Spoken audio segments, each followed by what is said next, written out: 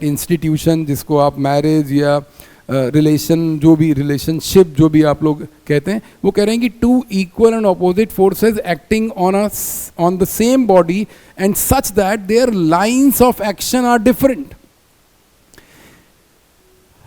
What is line of action? Line of action का मतलब ये है कि दो में से जो दो फोर्सेस हैं उनका एक पार्टनर जो दो में से एक है वो सोचता है आसमान के बारे में, दूसरा सोचता है जमीन के बारे में. जमीन क्यों जरूरी है? क्योंकि जमीन से पैदा हुए, जमीन से जो पैदा हो रहा है वही खा रहा है. आसमान क्या है? आसमान है मन की इच्छाओं को पूरा करने वाली चीज. तो उनका लाइन ऑफ एक्शन डिफरेंट रहता है. आपने देखा होगा कि जिसको हम लोग इंटरनल और एक्सटर्नल जर्नी कहते हैं, तो मेल्स जो हैं वो ज़्यादातर एक्सटर्नल जर्नी में इंटरेस्टेड रहते हैं कि अब कुछ नया आविष्कार करें, अब यहाँ मतलब मून पर जाएं और मार्स पर जाएं, और वहाँ पर फीमेल्स का थोड़ा दूसरा रहता है. Two equal and opposite forces acting on a body such that their lines of action are different.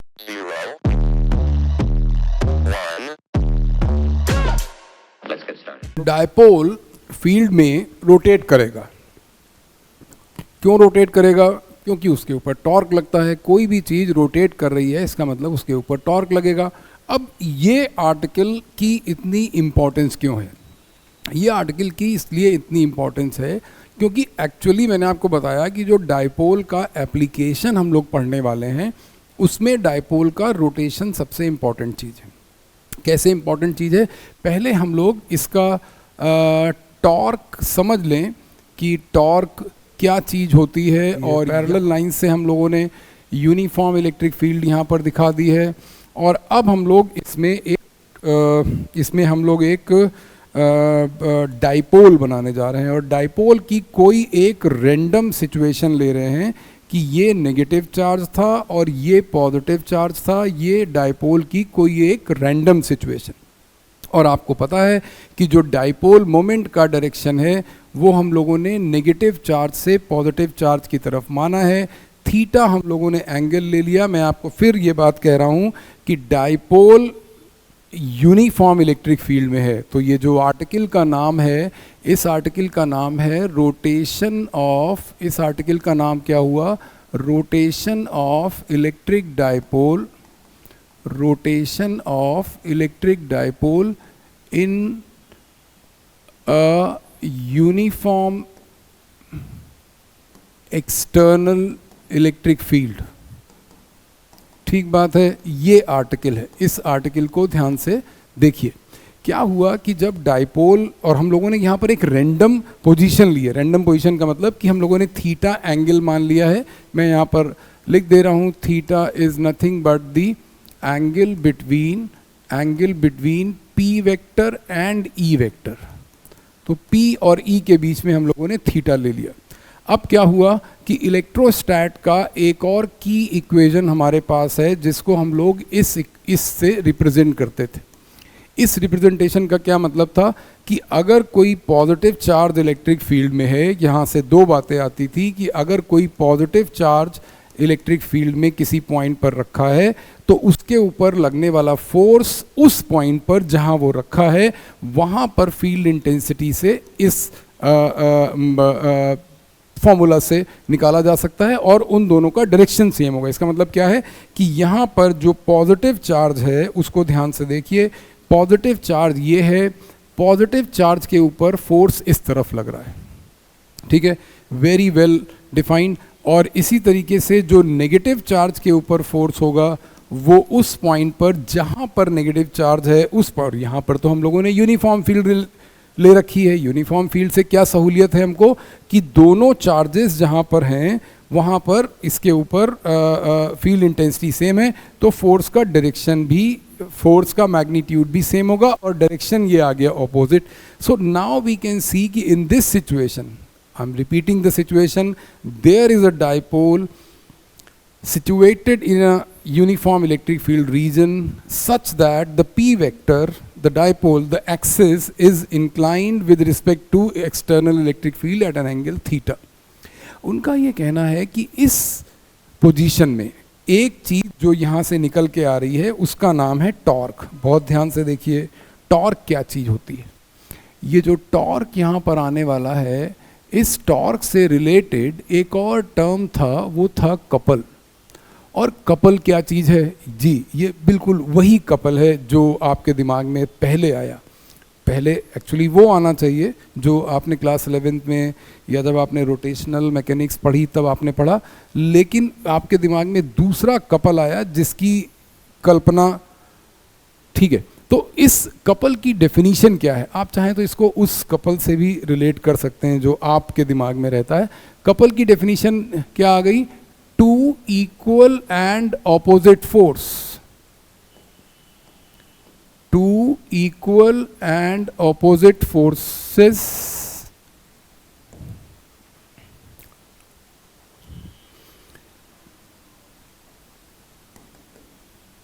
Acting on a body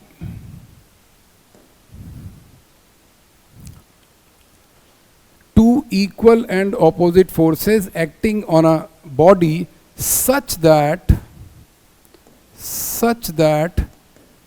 their lines of action are different.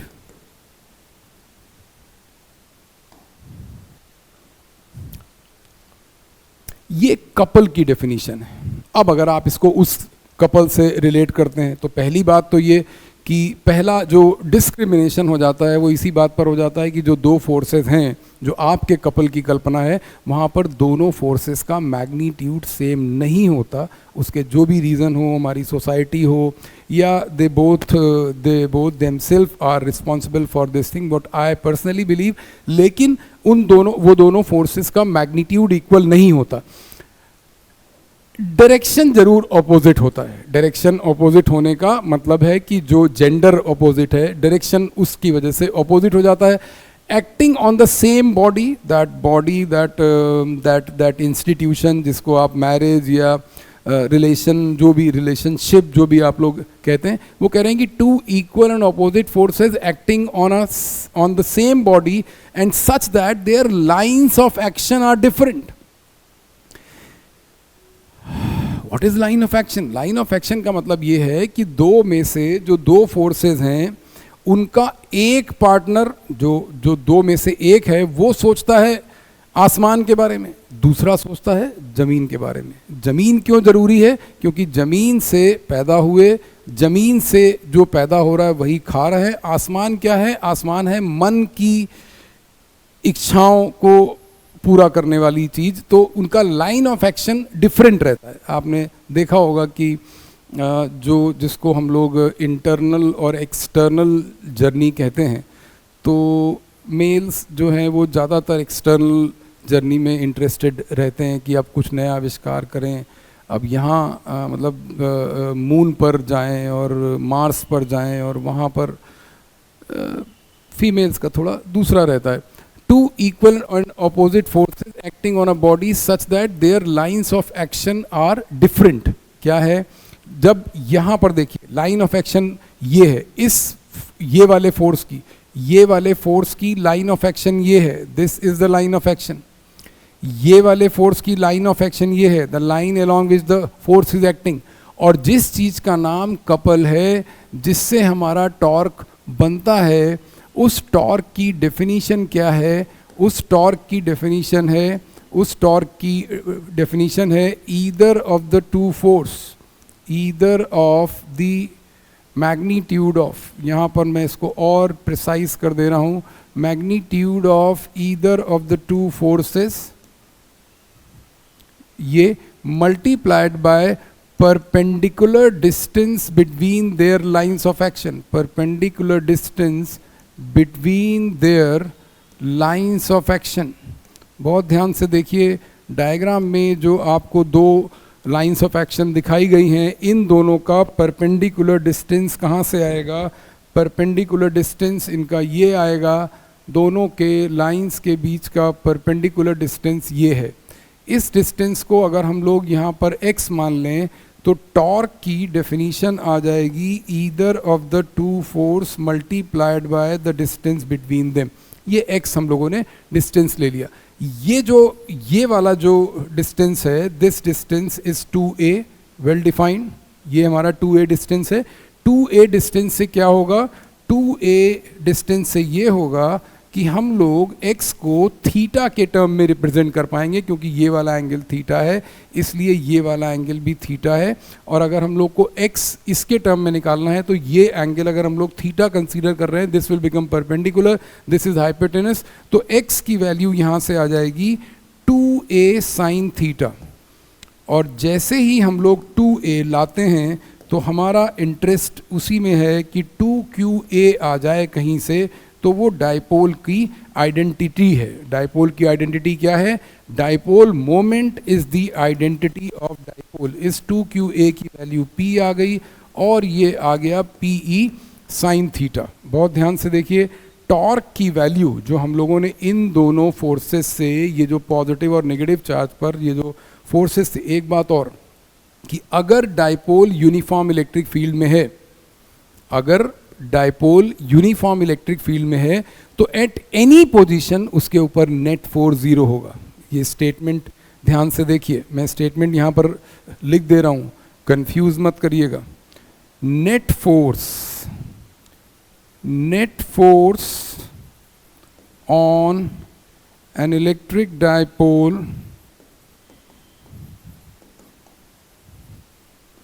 in a uniform field, net force on an electric dipole in a uniform field is 0 independent of theta। इसका मतलब क्या है कि ये कह रहे हैं कि डाइपोल किसी भी पोजीशन में हो, जैसे यहाँ पर हम लोगों ने थीटा ये लिया है, अभी हम लोग थीटा 0, 180 और सब दूसरे एंगल भी लेंगे तो भी मैं आपको ये बात वहाँ पर दिखाऊंगा कि हो सकता है कि उसमें भी नेट फोर्स 0 आएगा। टॉर्क की बात रही तो टॉर्क हम लोग अभी डिस्कस कर रहे हैं, टॉर्क हमारा अभी फिनिश नहीं हुआ। तो ये टॉर्क की डेफिनीशन आ गई यहाँ से। टॉर्क हम लोगों ने क्या निकाल लिया? टॉर्क हम लोगों ने ये निकाल लिया कि it is PE sine theta. यहाँ से हम लोग टॉर्क को वेक्टर बना देते हैं, ये वेक्टर है और टॉर्क हमेशा वेक्टर होता भी है।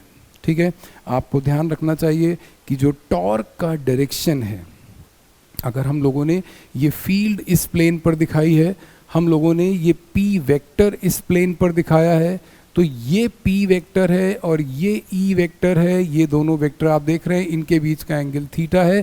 तो टॉर्क जो है वो P क्रॉस E आ रहा है, इसका मतलब P से E की तरफ। इसका मतलब इस सिचुएशन में जो टॉर्क का डायरेक्शन है वो perpendicular to the plane of board and inwards होगा, क्योंकि P क्रॉस E है। यहाँ से एक इक्विलिब्रियम की बात, जब हम लोग ये बात कह रहे हैं यहाँ से कि अगर फोर्स 0 है, इसका मतलब नेट फोर्स 0 है, ये बात हमको समझ में आ गई। ठीक है, लेकिन जो नेट टॉर्क है, नेट टॉर्क की क्या सिचुएशन आ रही है? नेट टॉर्क की सिचुएशन आ रही है कि this is PE sine theta. आप देख सकते हैं कि ये थीटा पर डिपेंड करेगा कि टॉर्क कब 0 है। ठीक बात है, टॉर्क कब 0 है। इस इक्वेशन में टॉर्क 0 का मतलब ये हो गया कि या तो थीटा की वैल्यू 0 है और या तो थीटा की वैल्यू 180 है। इन दोनों सिचुएशन में टॉर्क 0 होगा। इसका मतलब क्या है? इसका मतलब ये है कि इस सिचुएशन में भी साइन 0 की वैल्यू 0 हो जाएगी और इस सिचुएशन में भी साइन 180 की वैल्यू भी 0 हो जाएगी। तो इन दोनों सिचुएशन में टॉर्क 0 आ गया। ये जो टॉर्क 0 की सिचुएशन होती है, इसको ये लोग इक्विलिब्रियम कहते हैं। क्या कहते हैं? इक्विलिब्रियम। ध्यान से देखिए कैसा हमारा इक्विलिब्रियम है, किस इक्विलिब्रियम की बात हम लोग कर रहे हैं। टॉर्क 0 का मतलब यहाँ पर ये लोग ऐसा कह रहे हैं कि ये रोटेशनल इक्विलिब्रियम में होगा। टॉर्क 0 का मतलब कि इक्विलिब्रियम हो गया। ठीक है, अब वो कह रहे हैं कि टॉर्क जीरो दो सिचुएशन में आ रहा है, थीटा जीरो में भी आ रहा है और थीटा 180 में भी आ रहा है। जस्ट फॉर द सेक, अगर एक मिनट के लिए हम ऐसे ही एज्यूम कर लें, या मैं ये कह रहा हूँ कि मेरा कहा मान लें अगर आप, और आप ये देखें कि वो कह रहे हैं कि थीटा ज़ीरो के केस में जो इक्विलिब्रियम है वो स्टेबल इक्विलिब्रियम है, और थीटा 180 के केस में जो इक्विलिब्रियम है वो अनस्टेबल इक्विलिब्रियम। इक्विलिब्रियम दोनों में है, टॉर्क ज़ीरो दोनों सिचुएशन में। पर सवाल ये उठता है कि इक्विलिब्रियम क्या चीज़ है? स्टेबल इक्विलिब्रियम किसको कहते हैं? स्टेबल इक्विलिब्रियम का मतलब क्या होता है? वो ये है कि आपने कहीं पर एक बहुत फेमस कोट है, उसको अलग अलग तरीके से अलग अलग सिचुएशन में डिफ़ाइन किया जाता है कि वो कहते हैं कि जब तूफ़ान आता है तो जो झुक जाते हैं वो बच जाते हैं, और जो खड़े रहते हैं जो वो टूट भी सकते हैं, टूट जाते हैं। उसी को दूसरी सिचुएशन में दूसरे तरीके से बताते हैं। वो एक सिचुएशन ऐसी है।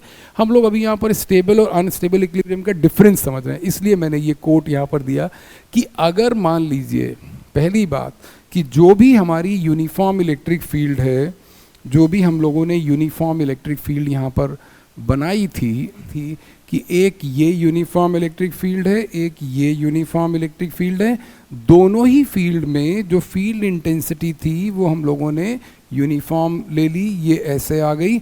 यहाँ पर हम लोग एक स्टेबल इक्विलिब्रियम वाली सिचुएशन दिखा रहे हैं, ये स्टेबल इक्विलिब्रियम है। कैसे पता चला स्टेबल इक्विलिब्रियम है? क्योंकि P का डायरेक्शन ये है और P का डायरेक्शन इलेक्ट्रिक फील्ड की डायरेक्शन में अगर है तो इसका मतलब कि ये थीटा ज़ीरो की सिचुएशन है, और इस सिचुएशन में हम लोग पॉजिटिव चार्ज इस तरफ लेंगे, नेगेटिव चार्ज इस तरफ लेंगे, तो ये P वेक्टर आ जाएगा, और ये सिचुएशन थीटा 180 की सिचुएशन है। मैं दोनों ही सिचुएशन में आपको ये बता दूं कि यहाँ पर इस सिचुएशन में पॉजिटिव चार्ज के ऊपर एक फोर्स इस तरफ लगेगा, नेगेटिव चार्ज के ऊपर एक फोर्स इस तरफ लगेगा। नेट फोर्स इसमें ज़ीरो है, नेट टॉर्क इसमें भी ज़ीरो है। इसी तरीके से थीटा ज़ीरो वाली सिचुएशन में भी नेट फोर्स ज़ीरो है और नेट टॉर्क भी ज़ीरो है। अब सवाल ये उठता है कि हम स्टेबिलिटी और अनस्टेबिलिटी कैसे चेक करें? ठीक है, अनस्टेबल का मतलब क्या है? अनस्टेबल का मतलब ये है कि अगर मान लीजिए कोई मुसीबत आती है, जिसको हम लोग कहते हैं कि अनस्टेबल, की कोई आपको बहुत स्टेबल दिख रहा है और थोड़ी सी मुसीबत आ गई, किसी एक एग्ज़ाम में कुछ थोड़े से कम नंबर आ गए और उन्होंने साहब पूरे एजुकेशन सिस्टम को, पूरे स्कूल को और पूरे डिज़ाइन ऑफ दी सिस्टम जो है उसको उन्होंने चैलेंज करना शुरू कर दिया। और कभी कभी तो कुछ लोग एक एग्ज़ाम में फ़ेल होने पर अपना भी नुकसान कर लेते हैं, और वो नुकसान हमेशा ऐसा नहीं होता कि कोई फिज़िकल नुकसान दिखे कि किसी या जो दूसरे फॉर्म में दिखता है सोसाइटी में, जिसके लिए बहुत सारी एक्सरसाइजेज होती हैं कि जिसमें वो अपनी लाइफ को ख़त्म कर लेते हैं या अपने आप को ख़त्म कर लेते हैं, बल्कि कुछ ऐसे नुकसान होते हैं कुछ जो उनके दिमाग पर असर डाल देते हैं। इसका मतलब एक एग्ज़ाम में फ़ेल होने पर पेरेंट का, टीचर का, फ्रेंड्स का, फैमिली का जो रिएक्शन बदलता है, तो उससे उस बच्चे के दिमाग पे या उस स्टूडेंट के दिमाग पे, किसी भी एज का हो, 5 साल के बच्चे का भी मन है और 25 साल के भी स्टूडेंट का मन है, ऐसा नहीं कि उसका मन नहीं है। जो मन पर चोट लगती है वो चोट उसको ज़्यादा कमज़ोर बनाती है, बजाय इसके कि वो अपना फिजिकल हार्म। यहाँ पर वो कह रहे हैं कि अगर कोई इस इलेक्ट्रिक फील्ड के अलावा कोई दूसरी इलेक्ट्रिक फील्ड आती, क्योंकि इलेक्ट्रिक डाइपोल है तो उसको इलेक्ट्रिक फील्ड ही अफेक्ट कर पाएगी। हम लोग यहाँ पर ये नहीं कह रहे हैं कि यहाँ पर कोई 200 किलोमीटर पर आवर की स्पीड से तूफान आ गया कि वो एयर ब्लो हो गया, उसकी वजह से डाइपोल हिलने लगा। No, it's not. हम लोग अभी केवल इलेक्ट्रिक इन्वायरमेंट की बात कर रहे हैं कि एक इलेक्ट्रिक इन्वायरमेंट वो है जिसमें ये डाइपोल्स अभी हैं और उसकी वजह से ये स्टेबल हैं, कि उस इलेक्ट्रिक जो हम लोगों ने टॉर्क ज़ीरो लिया है वो हम लोगों ने P को ज़ीरो नहीं किया, हम लोगों ने E को ज़ीरो नहीं किया, हम लोगों ने साइन थीटा की वैल्यू ज़ीरो करी। और साइन थीटा की वैल्यू 0 इन दोनों एंगल्स पे है। तो वो ये कह रहे हैं कि अगर कोई दूसरी इलेक्ट्रिक फील्ड आए और इसके इक्विलिब्रियम को डिस्टर्ब करे, अगर मान लीजिए कोई, क्योंकि आपको ये बात नहीं भूलनी है कि एटम है, ये डाइपोल क्या है, एटम है। तो हम लोग ये बात कैसे पता लगा रहे हैं, अभी मैं आपको बताता हूं कि ये जो हम लोगों ने शुरू में जहां से स्टार्ट किया था हम लोगों ने कि पोलर और नॉन पोलर, जो सबसे पहला डिस्कशन था यहाँ पर, कि ये जो पोलर और नॉन पोलर का डिस्कशन था जिसमें हम लोगों ने ये दो एटम दिखाए थे, इस पर मैं अभी वापस आऊँगा और फिर हम लोग देखेंगे कि इसमें अगर हम लोग इलेक्ट्रिक फील्ड अप्लाई करते हैं तो क्या होगा, और अगर इसमें इलेक्ट्रिक फील्ड अप्लाई करते हैं तो क्या होगा। ठीक बात है, ये बात ये लोग यहाँ पर समझाने की कोशिश कर रहे हैं कि अगर इस सिचुएशन में हम लोग इसके ऊपर कोई एक इलेक्ट्रिक फील्ड अप्लाई कर दें,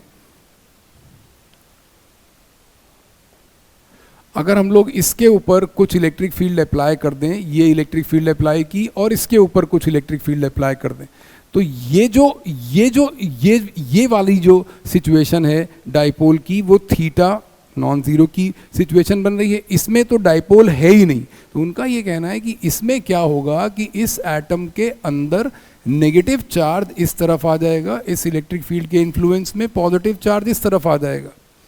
तो ये अल्टीमेटली एक स्टेबल इक्विलिब्रियम की सिचुएशन में ये नेगेटिव और पॉजिटिव चार्ज आ जाएंगे। इसी तरीके से यहाँ पर क्या होगा कि ये जो डाइपोल है ये अल्टीमेटली फील्ड की डायरेक्शन में अलाइन हो जाएगा।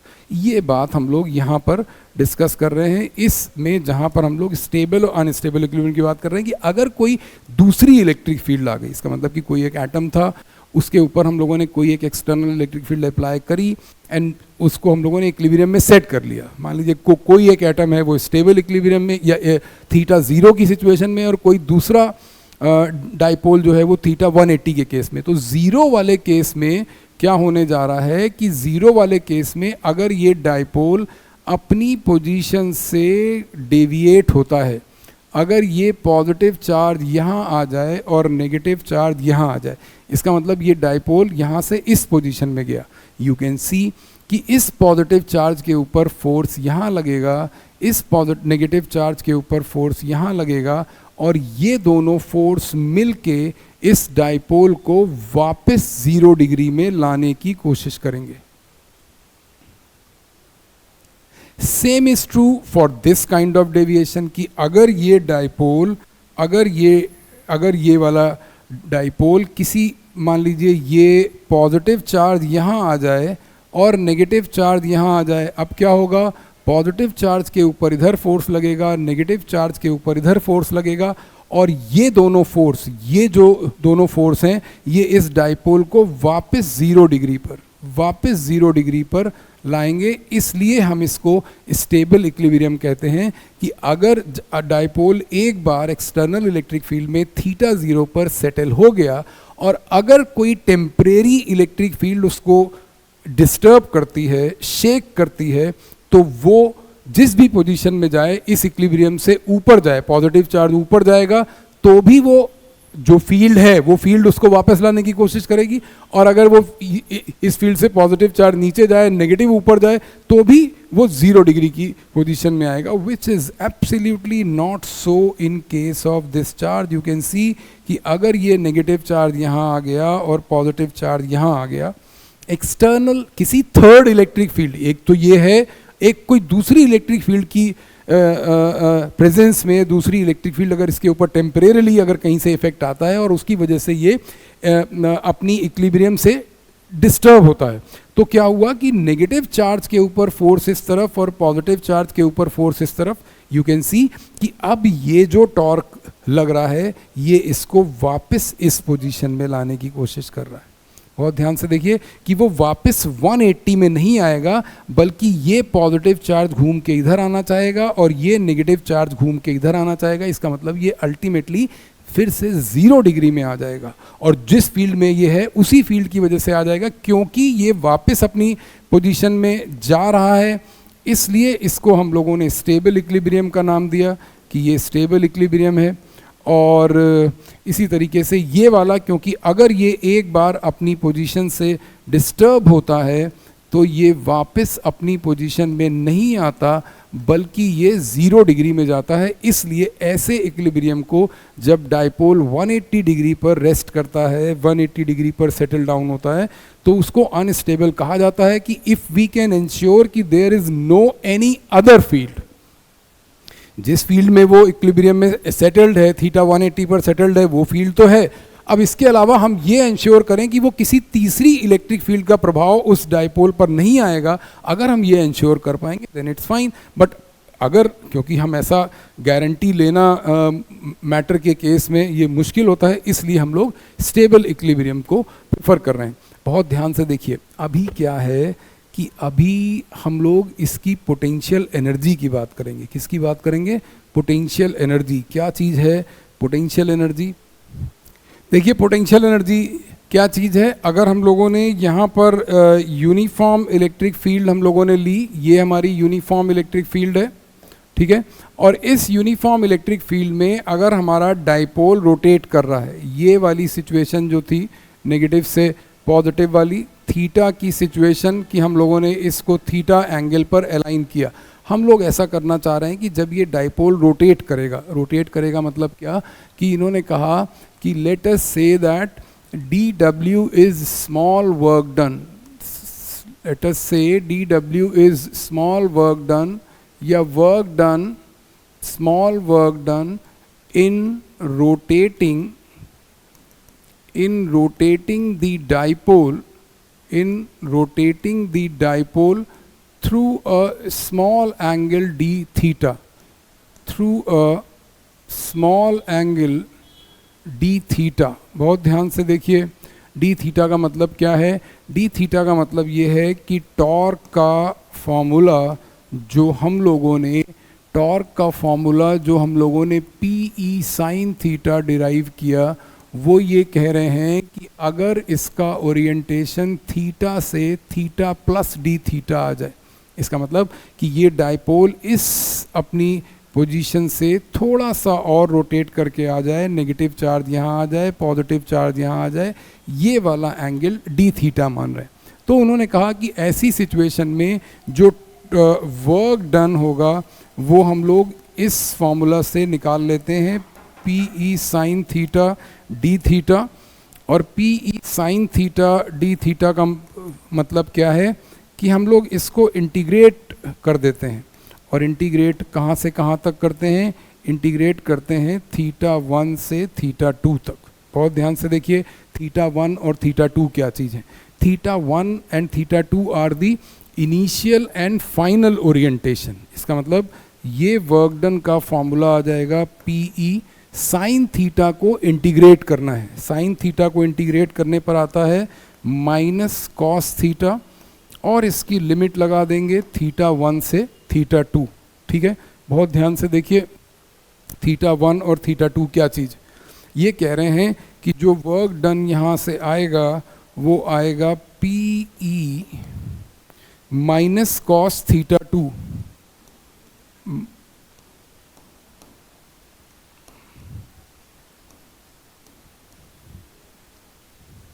This is this situation. ये जो वर्क डन आया, ये आया P E cos theta 1 minus cos theta 2। हो सकता है कि आपको ये मैथ्स थोड़ा सा परेशान कर रही हो, पर I will try my best कि आपको ये और परेशान ना करे। ये हम लोगों ने थीटा से डी थीटा लिया था। मेंशन करना जो यहाँ पर इम्पॉर्टेंट बात है वो क्या है? वो ये है कि this is theta 1 and theta 2, theta 1 and theta 2 are initial and final orientation. Theta 1 and theta 2 are initial and final orientation. What is final orientation? Final orientation का मतलब है कि अगर हम लोगों ने ये कहा, और इम्पॉर्टेंट बात यहाँ से देखिए, इम्पॉर्टेंट बात कि this work done is nothing but the potential energy stored in the dipole. This is nothing but the potential energy stored in dipole.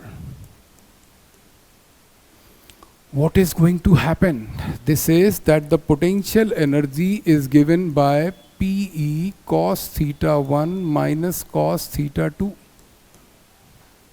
अब यहाँ पर वो कह रहे हैं कि मान लीजिए, यहाँ से समझिए, मैंने कहा था कि अगर आपको मैथ्स परेशान कर रही है तो अब अगर आप इसका नेक्स्ट पार्ट ध्यान से देख लेंगे तो हो सकता है आपको मैथ्स उतना परेशान ना करे. लेट्स से एक सिचुएशन हम लोगों ने ली कि थीटा 1 हमारा 90 डिग्री था और थीटा 2 हमारा 0 डिग्री. ये एक हम लोगों ने सिचुएशन ले ली, बहुत प्यारी सिचुएशन. इस सिचुएशन से अगर हम लोग यहाँ पर पोटेंशियल एनर्जी कैलकुलेट करना चाहें और ये वैल्यू रखें कि यहाँ पर cos 90 रखा, यहाँ पर cos 0 रखा, क्या होने वाला है? पोटेंशियल एनर्जी आ रही है PE cos 90 इज़ 0 और ये आ रही है cos 0 is 1. Potential energy is coming as minus PE. इसका मतलब क्या है? इसका मतलब ये है कि सबसे पहले तो हम इस सिचुएशन को रियलाइज करें. ध्यान से देखिए कि ये सिचुएशन थी कि एक इलेक्ट्रिक फील्ड, ये यूनिफॉर्म इलेक्ट्रिक फील्ड, इस यूनिफॉर्म इलेक्ट्रिक फील्ड में हम लोगों ने एक डाइपोल एज्यूम किया और वो इनिशियली इस सिचुएशन में था. दिस वॉज द सिचुएशन कि माइनस क्यू चार्ज यहाँ है, प्लस क्यू चार्ज यहाँ है, इलेक्ट्रिक डाइपोल मोमेंट ये है, इसका मतलब P वेक्टर यहाँ है और यू कैन सी कि एक्सटर्नल इलेक्ट्रिक फील्ड का डायरेक्शन ये. आपको सिर्फ ये बात समझनी है कि सारा कुछ अभी भी आ जाएगा जो हम लोगों ने इसके पहले टॉर्क पढ़ा, उसका एप्लीकेशन, फिर ये रोटेट कैसे करता है एक्सटर्नल इलेक्ट्रिक फील्ड के बाद तीसरी इलेक्ट्रिक फील्ड का क्या कंट्रीब्यूशन है, सब यहाँ से समझ में आएगा. सिर्फ आप ये ध्यान से देखें कि हम लोगों ने कहा कि theta 1 is 90 degree and theta 2 is 0 degree. इसका मतलब क्या है? इसका मतलब कि theta 1 is the initial orientation and theta 2 is the final orientation. इसका मतलब कि हम लोगों ने फॉर्मूला डिराइव करा किसी एक पोजीशन से दूसरी पोजीशन तक जाने के लिए. एक पोजीशन क्या है? 90 डिग्री. इस पोजीशन में 90 डिग्री की जो भी पोजीशन है वो पोजीशन होती है मैक्सिमम टॉर्क की. 90 डिग्री की जो पोजीशन है वो मैक्सिमम टॉर्क की सिचुएशन है. मैक्सिमम टॉर्क का मतलब ये है कि इस सिचुएशन में डाइपोल मोस्ट अनस्टेबल है. जिस इलेक्ट्रिक फील्ड में वो है वो इलेक्ट्रिक फील्ड उसको किसी भी हालत में रुकने नहीं देगी. दोनों फोर्सेस का मैग्नीट्यूड नहीं बदलता. बदलता क्या है? दोनों फोर्सेस की लाइंस ऑफ एक्शन के बीच का डिस्टेंस. जब हम लोगों ने ये पढ़ा कि टॉर्क का formula QE into 2A sine theta है, बहुत ध्यान से देखिए, तो 2A मैक्सिमम हो सकता है क्योंकि साइन थीटा की मैक्सिमम वैल्यू 1 होती है और इस सिचुएशन में ये है 2A डिस्टेंस और ये है इन दोनों की लाइंस ऑफ एक्शन.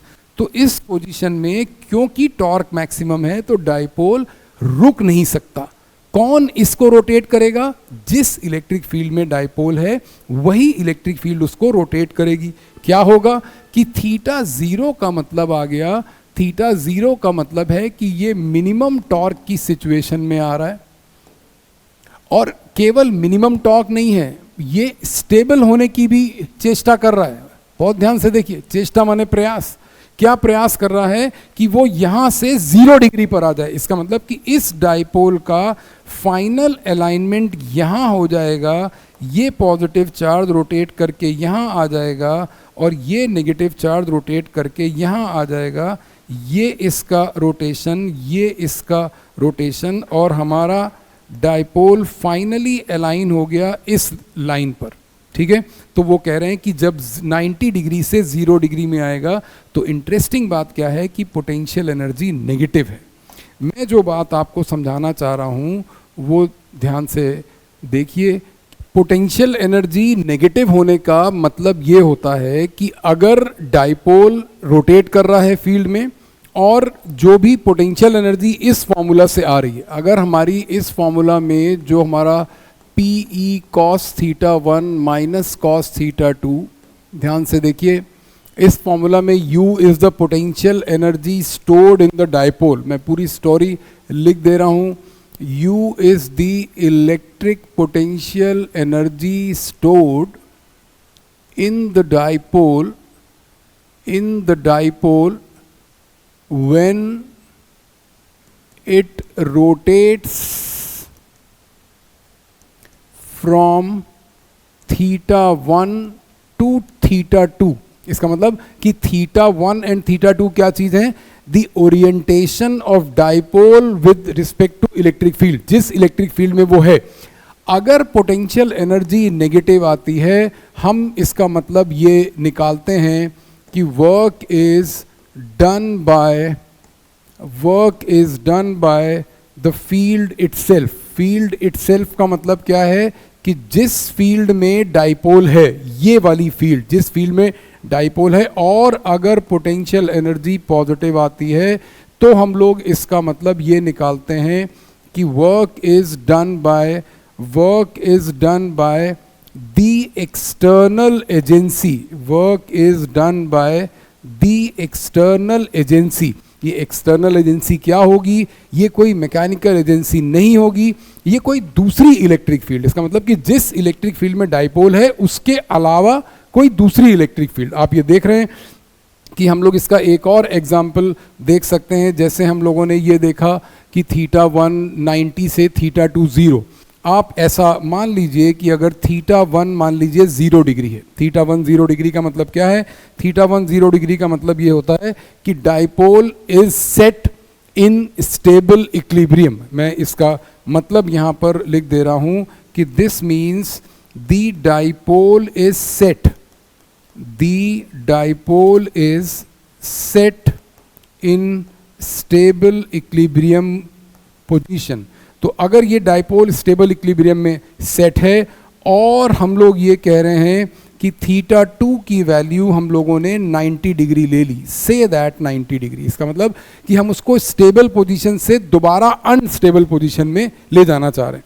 तो यहाँ पर आप देखिए कि अगर हम लोग पोटेंशियल एनर्जी का फॉर्मूला लगाएंगे, θ1 की जगह हम लोग 0 डिग्री रखेंगे और फिर θ2 की जगह हम लोग 90 रखेंगे। रिवर्स सिचुएशन आ जाएगी। इसका मतलब cos 0 is 1, cos 90 is 0। u जो है वो प्लस PE आ गया। प्लस PE का मतलब क्या है कि हमको वर्क करना पड़ेगा जो फील्ड उसके जिस फील्ड में डाइपोल है उस फील्ड के अलावा एक फील्ड, एक्सटर्नल इलेक्ट्रिक फील्ड, उसको रोटेट करेगी स्टेबल से अनस्टेबल करने के लिए। एक और बहुत इंटरेस्टिंग सिचुएशन होती है इसकी, थर्ड सिचुएशन हम लोग यहाँ पर डिस्कस कर रहे हैं कि θ1 180 डिग्री से θ2 0 डिग्री। इसका मतलब क्या है? इसका मतलब समझिए कि कोई एक डाइपोल, बहुत ध्यान से देखिए, कोई एक डाइपोल अनस्टेबल सिचुएशन से स्टेबल सिचुएशन में आ रहा है। θ1 180 डिग्री, 180 डिग्री का मतलब क्या है? 180 डिग्री का मतलब smiley says this is an unstable equilibrium. This is an unstable equilibrium. And here θ2 is 0 degree. This 0 degree says that it is in stable equilibrium. तो हम लोग ये देखना चाह रहे हैं कि अगर कोई डाइपोल अनस्टेबल से स्टेबल सिचुएशन में आता है तो ऐसी सिचुएशन में क्या होगा। ऐसी सिचुएशन में जो पोटेंशियल एनर्जी आएगी, जो वर्क डन आएगा, वो पॉजिटिव आएगा या नेगेटिव आएगा, ये हम लोगों को देखना है। तो हमने ये देखा कि यहाँ पर हम लोग u का फॉर्मूला ये लगा रहे हैं, PE cos θ1 180 degree minus cos θ2 0 degree. ये आ गया हमारा PE cos 180 डिग्री, आज भी -1 है, cos 0 डिग्री आज भी +1 है। तो ऐसी सिचुएशन में जो u आ गया वो 2 टाइम्स PE आ गया एजेंसी। इसका मतलब कि हम लोग एक ऐसा स्टेटमेंट यहाँ पर कंक्लूड कर रहे हैं कि टू ब्रिंग अ